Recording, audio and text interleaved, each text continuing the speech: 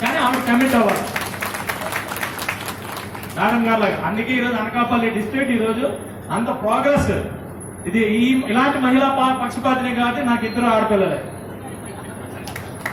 Definite గా నేను ఇది ఎందుకు అంటున్నానంటే, దయచేసి ఒక వర్గానికో ఒక ప్రాంతానికో అంబేద్కర్ గారిని మీరు కన్క్లూడ్ చేయకండి. నా సలహా మనసులో ఉంది, ఆ భావాల్ని పట్టుకొని ఆ భావాల్ని ముందుకు తీసుకెళ్దాం. ఆయన ఉద్దేశాన్ని నువ్వు పాటిస్తున్నావా లేదనేదే ఈరోజు అందరికీ అడుగుతా ఉన్నాను, అందరికీ చెప్తా ఉన్నాను. ఎస్, ఈరోజు నాకు ఎక్కడ కనపడట్లేదు, ఎక్కడ కనపడ.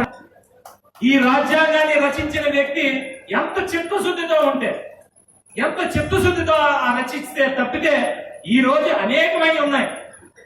రోజు రోజుకి మారుతా ఉన్నాం, రోజు రోజుకి పరిస్థితులు ఇంకా దారుణంగా మారుతా ఉన్నాయి. మీరు ఒక్కసారి ఆలోచించండి. ఆ రాజ్యాంగ స్ఫూర్తితోనే ఈ రోజు ఒక్కొక్క నాయకుడు తయారవుకుంటూ ముందుకు వస్తున్నాం.